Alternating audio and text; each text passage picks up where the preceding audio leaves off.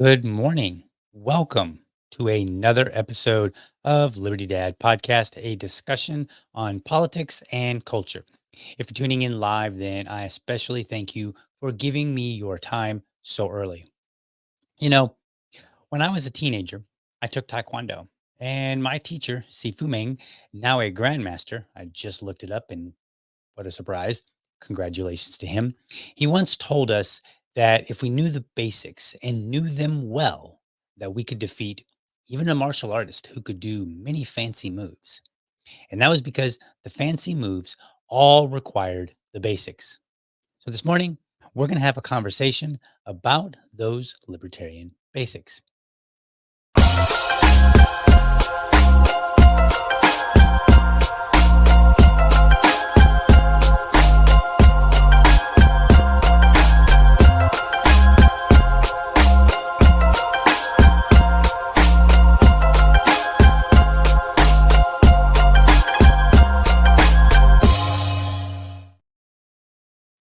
All right. So this morning, I am diving into what I call the libertarian fundamentals. You might call them the libertarian basics. What I like to do is I like to call these the pillars of libertarianism. Now, let's get a few things out of the way here, folks. When I say that these are the pillars of libertarianism, I'm not attempting to make a bulletproof, philosophical argument. Okay. I know that a lot of my libertarian peers love to engage in philosophy and they love to ask the tough questions. And what about this? And, construct an argument as bulletproof as possible. What I like to do is rather just talk to normal everyday people. And so I try to make things as simple as possible to understand. And then once you understand that in a simple way, then you can go on and look at the nuances of things. It's kind of like I heard a comedian one time. He was criticizing this idea that people would do all this weird art, like they would, fill up a balloon with paint and drop it, from a two-story building onto a canvas. And they would be like, look, I just made art. And he said, how about you show us that you understand the basics first? Right. And he was like, there's this idea that if you understand the basics, then you can go on to more nuanced and complicated things. And he's like, but do you know how to draw? Do you know how to do this? Now, whether or not you agree with that argument, I think what he's making, the point that he's making there is simply that it's always good to understand and have a foundation for whatever area that you're operating in before you go on. So what I want to do is I want to make this as simple as possible. Then people can go on and say, okay, but what about this, very this particular thing, which is not something that we necessarily deal with from day to day. Or sometimes even those hypothetical questions like, okay, well, what would happen under this situation? A situation that has like literally never happened. Okay. So we're going to stick to the basics and I call them the pillars of libertarianism. There are three of them. They're self ownership, the non aggression principle, and freedom of association. So with these three, I believe that once you understand them well, they can pretty much guide us on most every matter that we're going to come across in our day-to-day lives. Now, I've done this before. Anybody that's really followed me for a while might say, hey, DL, I think I remember you doing a couple of it or, three episodes on this. And I did. I did three roughly 30-minute episodes. And so now I'm going to put them all together in one because I think it's good to just kind of rehash it, give a refresher. It's always valuable to have that refresher. So we're going to take three, basically what I said in three separate videos effectively, and we're going to put them into one video all together. And then this just kind of, gives me a little bit of extra practice in communicating these these pillars as I see them. So, so that's what we're going to talk about today. And I hope that you find it valuable. You'll have to let me know. Again, do all the things.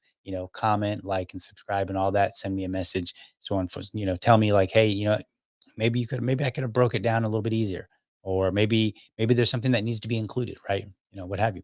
So let's get into it. All right, before we can really dive into it, I think I want to answer one question, and that is, are libertarians conservative or liberal? Well, the answer is yes. So libertarian starts and ends with the individual.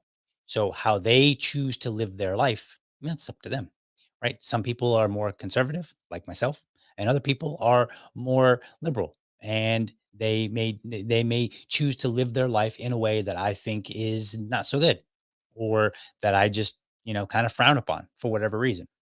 So, how they live their life is up to them. How I live my life is up to me, whether I want to be a more conservative person, or whether or not I want to be a more moderate person. You got to throw the moderates in there as well.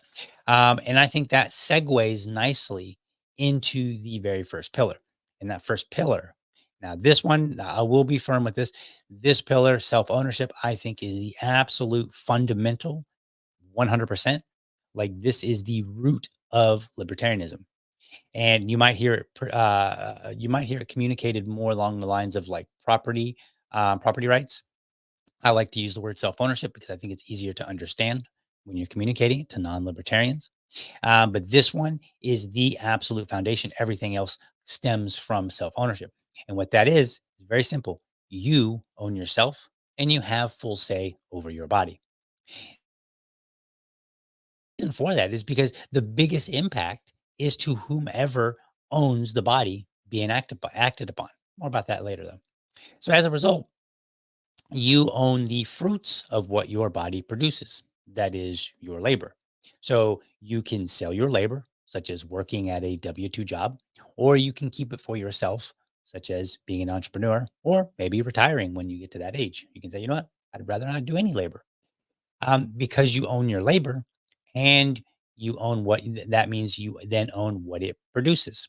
So, and we'll get into an example in a minute. What I'm going to do is I'm going to kind of walk through all three of these and just kind of lay it out a little bit. And then at the end, I'm going to kind of walk and kind of wrap them up together in a little package with some examples. But because you own your labor, you own what it produces. And that's where we get like these property rights. Like, I own my car, I own the tools that I have in my shop, and those are effectively seen as an extension of my body.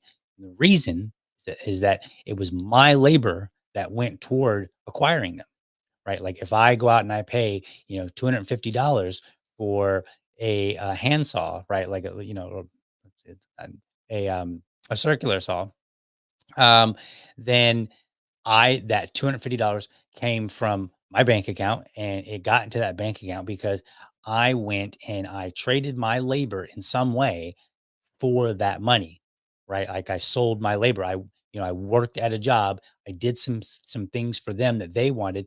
They in turn gave me money. I in turn took that money. I purchased a circular saw, and then I put it in my garage, and now that becomes my property, which is in a way an extension of me, my self ownership, because because it was my body that went toward acquiring it. And this explains why theft is morally wrong, at least under the libertarian framework. Now, since you own yourself, you also direct any physical, you can direct any physical aggression against your body.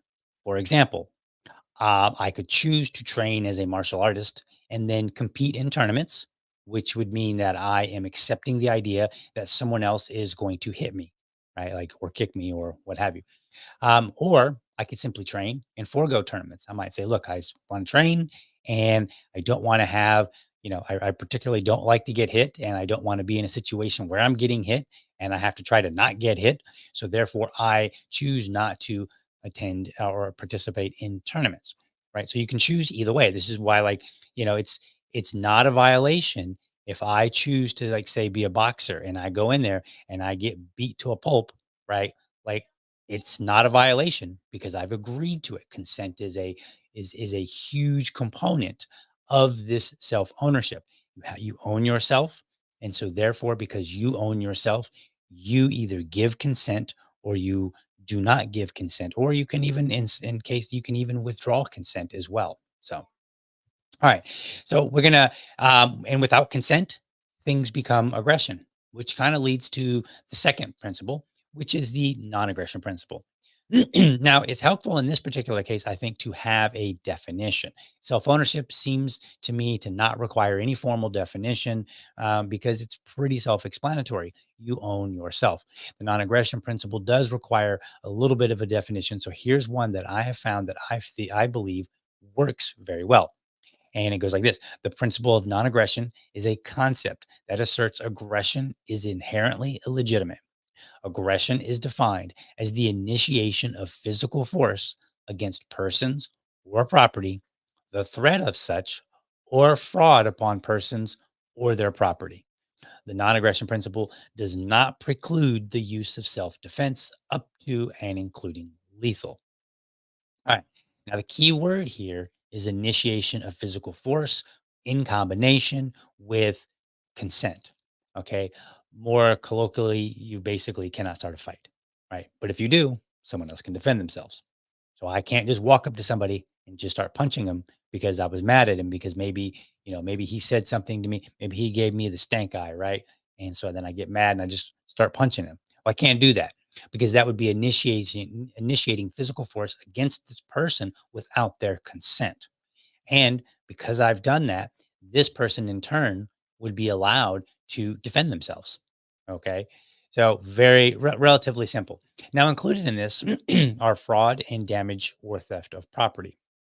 And I think that's very important to think about. So let's talk about property real quick. And I kind of alluded to this earlier. Theft or damage of property are acts of aggression because that property required your labor and it will require your labor to repair or replace. So if we're talking about the circular saw that I mentioned a moment ago, let's say I purchased a circular saw and I have it in my garage and someone breaks into my garage. Well, first and foremost, they've broken into my garage. So they've damaged, they've aggressed, if you will, against my garage, which is effectively against me.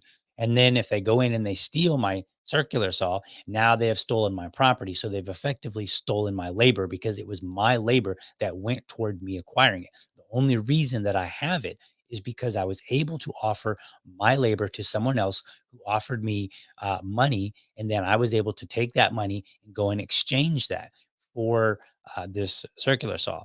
Or maybe I just did some work for my neighbor. And maybe I went out and I did a whole bunch of yard work for my neighbor. And then my neighbor said, all right, well, in exchange for this work, rather than giving you money, I'm going to give you this circular saw. Either way, it works the same because it was my labor that went toward it. So, and so what you've got here is this, this idea that it's an extension of you because because it was you that went to acquire it. Damage or theft imposes upon the individual to utilize their labor, their body, for a purpose that they didn't intend to. Now, let's make that a little bit more clear. If you damage my property or you steal it, then that means I have to use my money to repair it or replace it that I would have that I might have wanted to use for something else. So if I have a circular saw and you steal it, and I have another $250 in my bank, and I really want that that circular saw, then I'm going to have to now take an additional $250 out of my bank so that I can go and replace it. And that $250, what might have been something that I wanted to go toward maybe a different tool, right? Or whatever. Or maybe I just wanted it to sit in the bank and collect the tiny little bit of interest that they give me. Whatever. It is again an extension of me to choose with how to choose how to choose what I do with it. Um, so now that we've covered the property, because remember we were saying a moment ago that that under the non-aggression principle, fraud and damage or theft of property are included.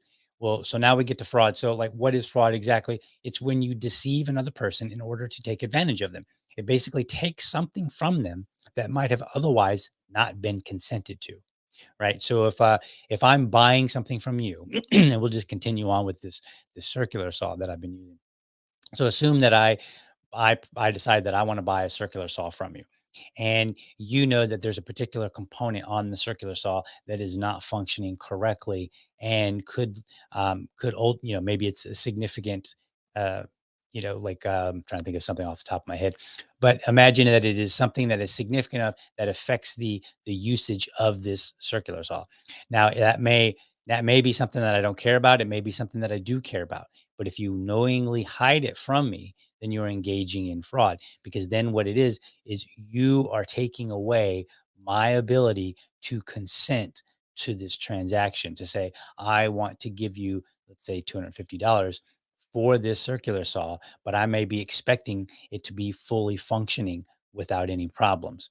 And so if you don't tell me, hey, there's this component and maybe it makes it very dangerous to utilize, if you tell me about it and then I choose to pay for it and use it, then I have consented knowingly to all the information that was relevant.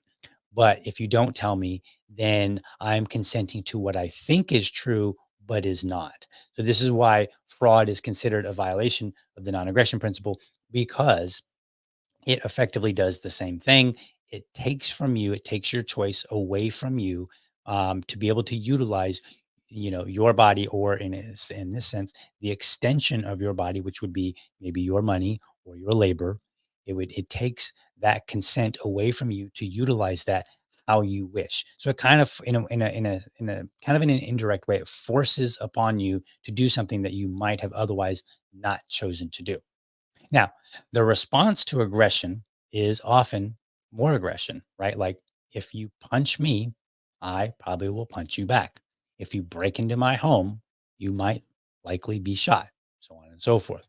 So included in the pillar of the pillar of libertarianism, that is the non-aggression principle, is proportionality. Proportionality ensures that one violation does not lead to yet another in the opposite direction.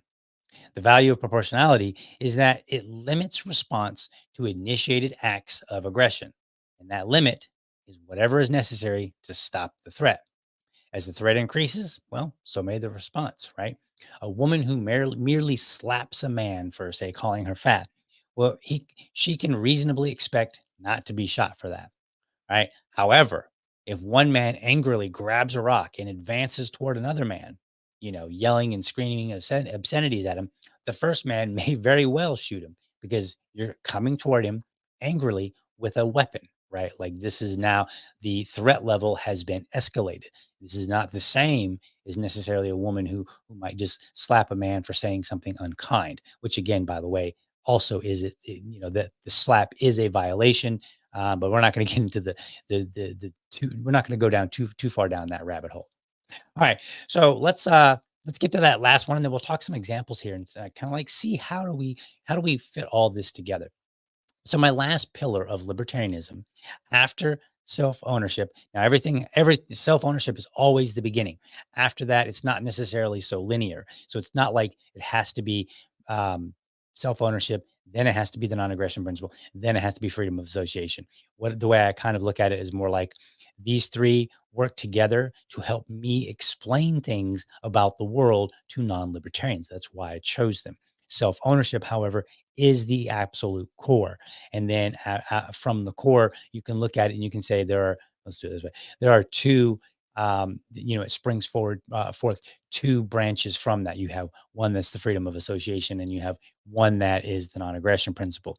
Now, again, my libertarian peers who really love philosophy might like to argue that point, and, which direction things go and how does it constructed.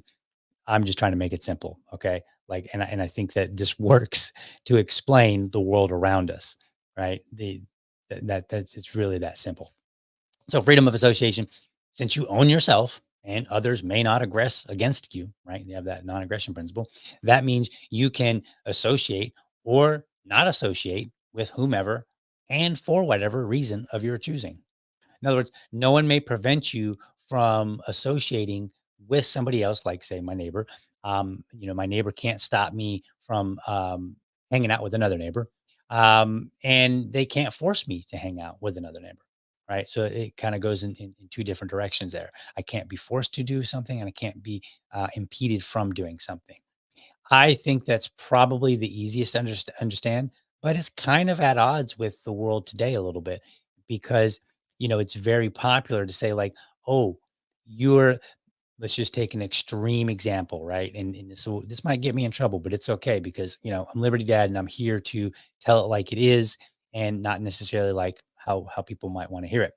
But let's say people want to get together and say, "Hey, we don't like other groups of people. They're very bigoted, right? For whatever reason, whatever, however they've decided to construct this, but they decide that this group of people A have decided that they don't like group of people B, and the reason they don't like group of people B is because of their height or some other immutable characteristic, some other quality that can't be changed, right? So we're talking about clear bigotry here. And if we really want to be more specific, we can say, hey, white folk can say, I don't want to hang around black folk. And reverse, black folk could say, I don't want to hang around white folk. And then you might ask them, well, why not? And they might say, because they're white or because they're black. Now it's very bigoted, right? But freedom of association permits you to make those decisions. You can choose who you want to associate with and who you don't want to associate with, period. And it doesn't matter why. There is no, under freedom of association, there is nothing that specifically says you can only do it under these circumstances. Nope. You can do it under any circumstances. And the other reason that I say it's at the most odd odds with the world today is because we would extend that to doing business. So the very simple example here would be to say, I could choose to, sell my labor to my neighbor in order, maybe not sell it, but take my labor and provide it to my neighbor, and my neighbor might agree, hey, I'm going to give you some of these tools that I'm no longer using if you use your labor to do these things for me, right? But I can also say, I don't want to. And he might say, well, why not? And I could say, well, because of your skin color, or you're too tall, you're too short, you weigh too much, you're too skinny. I don't like how you looked at me the other day. I saw you looking at my wife in a particular manner. It doesn't really matter. I can choose for any reason whatsoever whether or not I want to do business with my neighbor. And likewise, if I own a business, I can choose to do business with anybody that I want, including the public. This is something that people tend to not want to hear. But when you look at this all together, you realize that you can't have it part way. You have to have it all together. So let's think about it this way. Let's say that I have a business and I say that, let's say since I'm Native American, I say Native Americans only, right? On the store window. So I don't allow anybody else in there. Well, other people might come along and say, well, hey, you can't do that. And I say, well, it's my business. I can do what I want. Because again, my business, if you remember, um, my business comes from my labor. My labor comes from myself. I own those things. Therefore, I can direct those things. And I can decide if I want to put a Native Americans only sign on my window. Now, that's where people get a little bit rough. Their feathers get a little ruffled. However, if you flip it around in the opposite direction, I think people tend to understand it a little bit better. I can be Native American, and people could know it, and maybe I put some sort of insignia that kind of illustrate or not illustrates, but kind of sends that message that hey, I am a Native American person, but I'm not in this particular scenario. Now, I am not obstructing. I'm not telling anybody they're not welcome. I'm just telling people who I am. Okay, so then a customer could walk up and say, "Oh, I don't do business with Native Americans. Like I'm not going to give them my money," and the world operates just fine. And that happens all the time. People in that direction choose who they want to do business with for any given reason. And we see it on the news. People will say, "Well, I'll never go to Starbucks or I'll never, Starbucks is too expensive and coffee shouldn't cost $5." Okay, they've made a choice on who they want to do business with for a reason. Doesn't matter what the reason is. I may disagree with the reason. I may say, "No, like they have the best coffee," right? We could have that argument, but at the end of the day, they have chosen not to do business.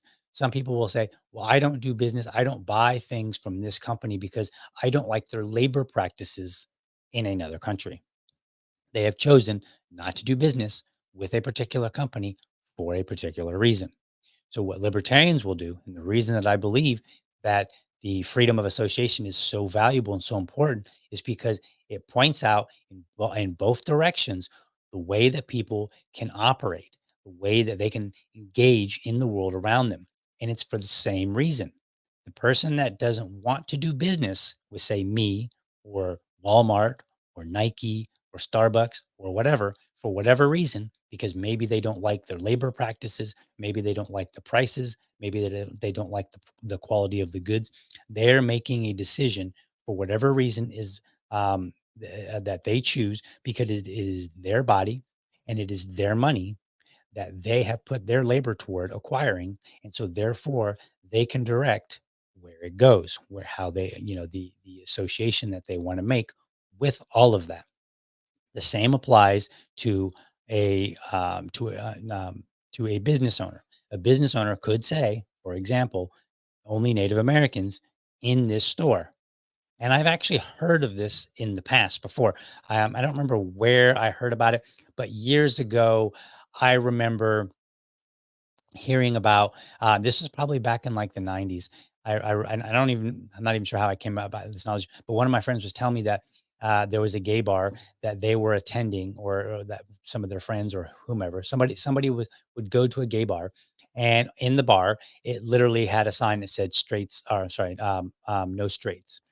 And the reason for it was the club owner or the bar owner said, we're getting too much harassment and we want our patrons to be able to come in here and have a good time without all the harassment. So they just simply said, look, if we find out that you're straight, we're going to ask you to leave, because this place is for the gay community to come and have fun, and we've just had way too many problems, right? So this was an example of somebody who owned a business who said, here is the freedom of association. Here is my line, and here's my reason. Now, in this particular case, I think a lot of people would say, well, that seems to be a fair reason, but it is their reason for their choosing. And they did it for the same principle that I might say, well, I don't, let's say I was a gay person. I might say, well, I prefer to go to bars where everybody is welcome. And I'm willing to take that risk that somebody may come in there and be a pain. So I think this is probably the easiest to understand, but again, it's the most odds at with the world that we have today. So now let me kind of break this into. So again, I'm talking about the pillars of libertarianism, which are the self ownership, the non aggression principle, and the freedom of association. So let me kind of make this, kind of wrap this all of those together in a very simple and easy to understand analogy here. So imagine that, I have a nice house and I have a nice backyard. So imagine I decide to grow a garden. So I go out and I buy seeds from the big box store or whatever, and I come home and I do all the work. I till the land out in my backyard. I cordon it off. I've got a little section. I say, all right, this is going to be my plot of land that I'm using for my garden. So maybe I do some things to keep, you know, um, to keep like the animals out, and then I'm setting up the soil. I'm digging it up, clearing out all the weeds. I'm planting the seeds, and then I water it, and then I go out there and I just keep maintaining it until I start getting some vegetables. Right. So now I have this nice lush vegetable garden. Well, all of that was done with my labor, right? I used my labor to acquire the money that I used to go and buy the seeds, to go and buy the tools, the shovel and so on and so forth, the rake and whatever that I'm using for my garden. Then I also used my own labor very directly, where I would go out and I would till the land, and I would, pull out all the weeds, and I would line everything up, and I would plant the seeds, and then I would water them. So all this time now, I'm using my labor from my body. So because of that, I own this plot. I own all the vegetables that come from it, right? Because remember, at the very beginning, there were no vegetables, but I wanted vegetables. So I went through the process of using my body to grow vegetables. So now that they're grown, I have vegetables. I can do with them whatever I want because I own them. That means I could take them to my neighbor and just say, "Hey, man, my vegetables came in, like a whole lot more in abundance than I was expecting, and I got some extras, more than I'm going to be able to use for my family. So here, would you like to have some?" Right? I can choose if I want to give them away to my neighbor. I could also go to my neighbor and say, "Hey, Would you like to buy some of these vegetables? I have a surplus and I'm not willing to give them away, but I'm willing to sell some of them. I could also take those same vegetables and say, wow, this is a really nice surplus. And they'll they'll do very well in my compost pile because I don't like any of my neighbors. And so, therefore, not only will I not give them away, I don't even want to sell them. Right. We're going back to that freedom of association. So I don't even want to sell them because, those neighbors, they've been jerks to me or they never talk to me or whatever. Right. But for whatever reason, I can decide what I want to do with these vegetables because these vegetables are my ownership. So I can decide to give them away. I can decide to sell them. I can decide that I don't want my neighbor to have any of them. And let's say that my neighbor gets mad and he says, "Well, I can't believe that you wouldn't at least sell them to me because I've been watching from maybe my neighbor lives right next door, right? And he's like, I've been watching from my window, and man, those are some good vegetables, and you have extra, so you should be able to, you should either give them to me or at least sell them to me." And I might say, "Well, I don't like you, so I don't have to." So I'm engaging in my freedom of association. Now, let's say that my neighbor takes offense to that, and then decides one night to come over and start just damaging my garden, just kicking things over. Maybe he brings over his rake and he's just hitting all the vegetables. Well, now he is aggressing against my property, which is effectively against me because it was all of my labor that went into that to be able to produce the vegetables for whatever reason I wanted, right? Maybe I just want to eat them. Maybe I want to sell them. Whatever the case is, he is now coming over and creating a threat. So I have because he's violating the non-aggression principle, I can go out and try to physically stop him. I can go out and, we'll keep this simple. I can go out and I can just pick him up and drag him across the yard back to his own, yard and say, "Hey, you stay over there. Don't come back into my yard again." Let's just, for simplicity's sake, let's assume that ends it, right? So now in this particular analogy or this story, if you will, what I've done is I've shown how the self ownership, the non aggression principle, and the freedom of association can play out. And this is the same no matter like it's a simple scenario, but even in more complex scenarios, it still is fundamentally the same thing. And this is kind of why I picked that opening that I did where I said, my martial art instructor when I was a teenager said, if you understand the basics, then you can defeat an opponent who does all kind of fancy moves because those fancy moves are effectively they're building off of the basics. Same concept here. So we take the garden and then we say, now I own a business, right? A business out to the public. All the things that applied in the garden example now still apply, at least for libertarians, in the example with a business. Let's say it's a restaurant. I own a restaurant. Everything applies. I still own myself. I own my labor that went into, say, acquiring whatever money from, whatever money that I was able to acquire. Let's say I had $100,000 that I had saved up, and then I used that to open up a small restaurant, right? So that was my money that came from my labor that allowed me to open up a restaurant.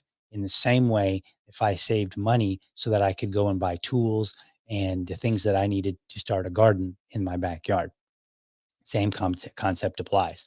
The same concept applies that if I can choose what I want to do with the fruits of or the extra vegetables that I have in my or any vegetables, not just the extra ones, but the vegetables that I grow in my garden, the same concept applies in my in my restaurant.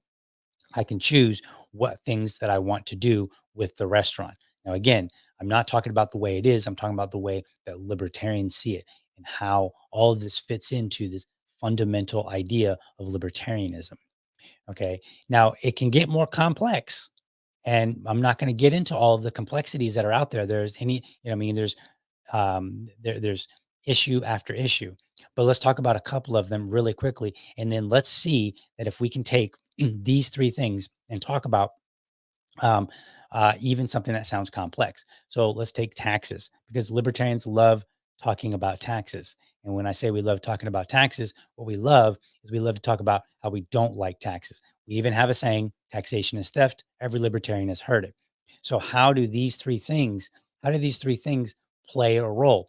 Well, again, self-ownership. I own myself. And since I have owned myself, I own my labor. And since I've decided that I will trade my labor for money with a company that I work for, my W-2 job, when they give me my money, um, in exchange for the labor that I've provided, that money now is effectively an extension of me. So I have that money. But if the government wants to come and say, well, we have to take a portion of that, well, now you're taking a portion of it, but I may or may not consent. Now, if I consent, then hey, no big deal. I might say, you know what? I love giving 20% of my money to you who has provided me, or provided some generic service that I think is worthwhile, maybe a library. Yes, maybe a road. But I might say, you know what? I would really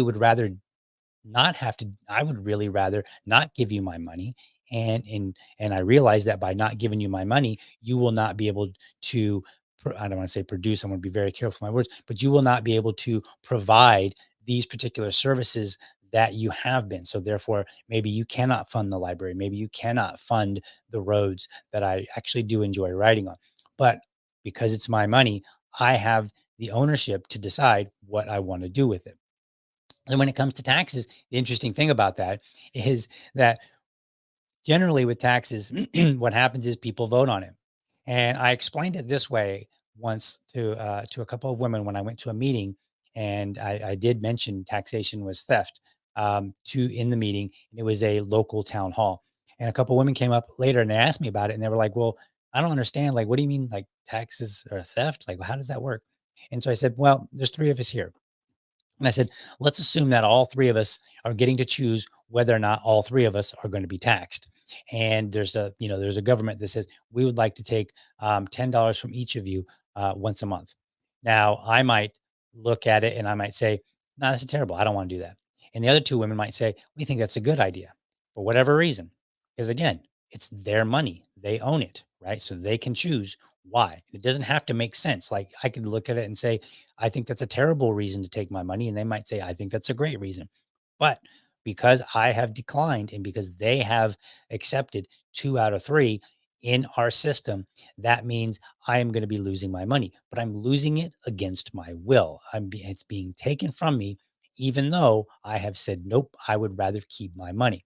So this is what I would say is a violation of self ownership. And you could arguably say it's a violation of the non aggression principle as well, because the government's going to say, we're taking your money. And if you don't give it to us, then we're going to come and do mean things to you, like throw you in jail. Okay. So I see this as a violation of the non aggression principle. I also see it as a violation of our freedom of association, because part of freedom of association is that I can associate and do the things that are necessary to associate, or I can choose not to. So in this particular case, when it comes to taxes, I can say, I don't want to participate. Now, I know that by not participating, maybe that means I'm going to be limited in some way, right? So to make a very easy to understand example, I live where there's a civic association. It's kind of like it's not a the civic association is just all their responsibility is they own the common areas and they're responsible for it. So there's a lake behind my house for which the civic association owns.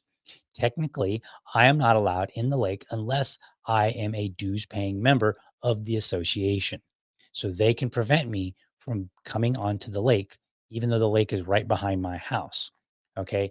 This is this is kind of one of those restrictions that may occur if I choose not to pay into a system. So if I choose not to pay into the tax system, into the government, then there may be something that I'm not permitted to do. So for instance, I got an idea. I think I can assume for a moment that they say only active tax paying members can utilize the library. Well, if I choose not to pay taxes, then they can say, all right, well, we're taking you off the list of eligible people that are permitted to use the library.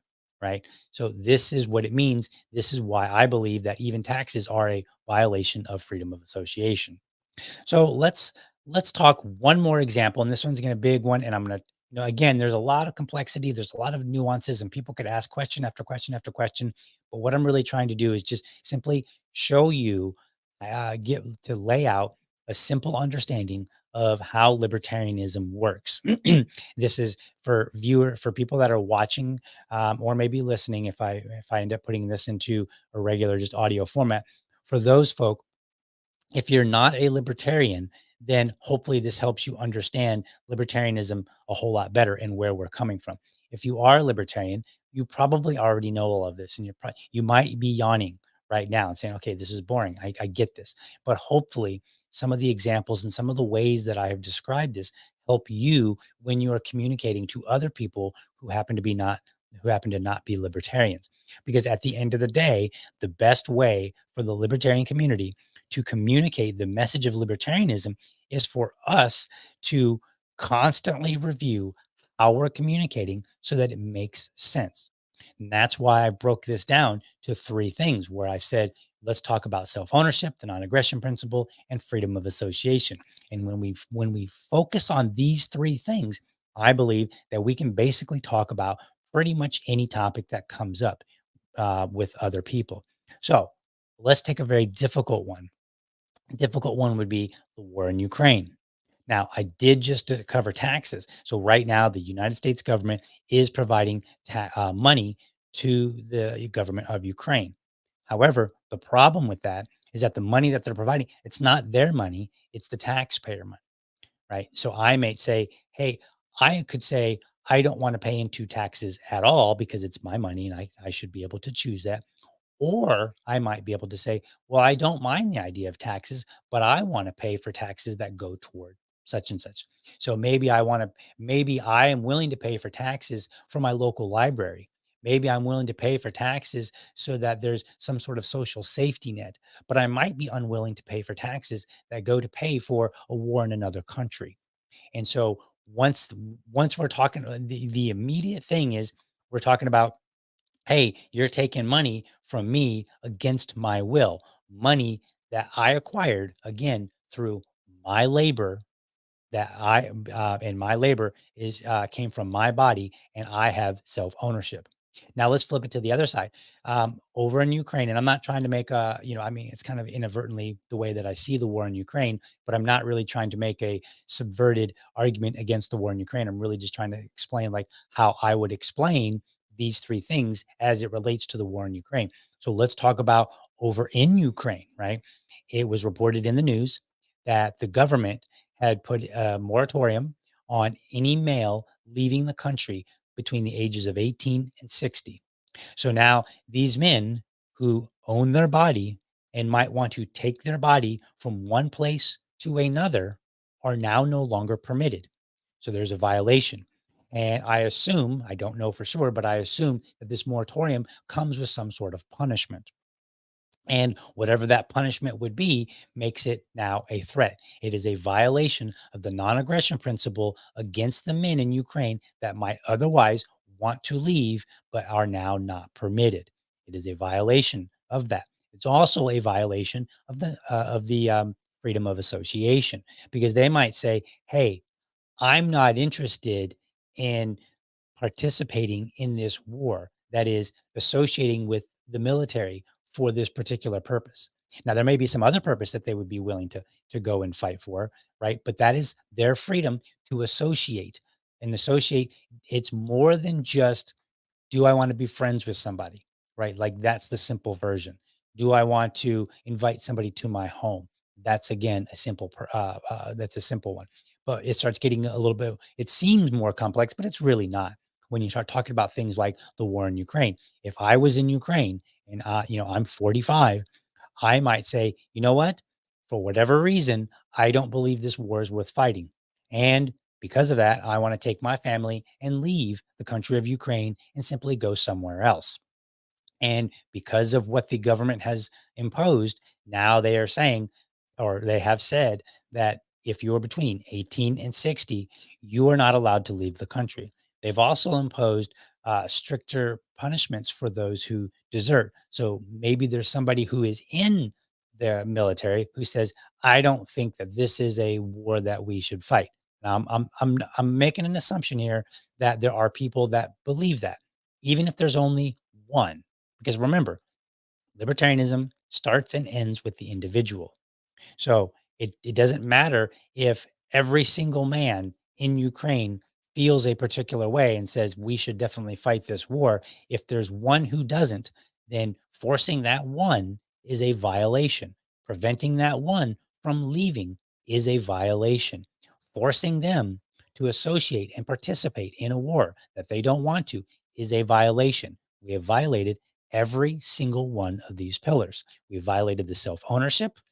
We violated the non-aggression principle by threatening and imposing punishments if they don't comply. We have violated freedom of association by saying you will associate with this military, with this particular war, whether you like it or not. So I again think that the three things, the three pillars, be used to explain most everything. Now there are some topics that get a little dicey, and when they do, that's because it's almost always a question of when does self ownership start? And we're not going to get into it, but that would be, you're probably already guessing it, that would be abortion. Abortion would be a very difficult one. Now, some people would argue and say it's not difficult. That's because they've already identified where they believe self ownership does begin. But the reality is that when there is something that is unclear, it's almost always a matter of when does self ownership begin, right? And you can there's probably a few other ones that are a little bit tricky for different reasons, but that's primarily going to be it. So self ownership, the non-aggression principle, freedom of association. If you understand those basic concepts and you agree that you own yourself, that you have the freedom to not be have aggression against you, and you have the freedom to associate on whatever grounds you want with whomever you want, whether it's a group or an individual, then I believe that makes you a libertarian. Now, if you happen to have some views that don't comport to these, then it could simply be that maybe you're not a good libertarian, right? Like maybe you don't quite understand how things work. But I think that when we're talking about what is a libertarian, these are the things that we need to communicate to the outside world. These are the criteria. It's not about if somebody says, "Hey, I believe this," and someone else says, "No, I believe." If one person says, "I believe we should have open borders," and another person says, "I believe we should have closed borders," I think this is a question of how these three things are understood. That in itself, that particular position that someone holds, in my opinion, does not make or break whether or not they're libertarian.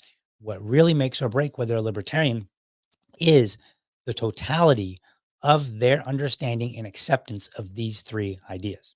So that's what I've got for today, folks. I hope that you enjoyed it. Let me take a look here. I'm seeing no comments, so nothing to respond to. Thank you for watching. I hope you enjoyed this episode. Be sure to catch me every morning, Monday through Friday, 7 a.m. Eastern, for an informed discussion on politics and culture. And then again on Sundays at 7 p.m. with my co host, Susan Hogarth. We're going to discuss LP happenings. Basically, what we're doing is we're going to look out across the US and we're going to find out what affiliates at the local and state level are doing. And we're going to report on them. We're just going to talk about them. That's it. Sometimes we'll bring on a guest to talk further about what's going on. Be sure to do all the proper audience actions. Subscribe to my YouTube channel over at youtube.libertydad.com. By the way, I want to point out something. I am in the throes of finishing up getting myself on Rumble. I got my first video uploaded yesterday and I sent a link to my friend. So look forward to that. I am technically on Rumble. I'm just not ready to promote it just yet because I'm still kind of getting a feel for the app and kind of getting it set up and whatnot. But it is coming. But yeah, go to youtube.libertydad.com, ring the bell, like the videos, drop a word or two in the comment section. Let me know what you thought of these episodes, maybe where I didn't get it so right, where I could do better, or if it was great. I'd like to hear that too. Go ahead and follow me on social media, Liberty Dad at Facebook, Liberty Dad Pod on Twitter. That's where I usually am. Easiest way to find me. You can also email me, libertydadpodcast@gmail.com. I would love to hear from you. Remember, if you are a champion of liberty, your business is people and your product is liberty. want you to have a great week. Catch you next time, and I'm out.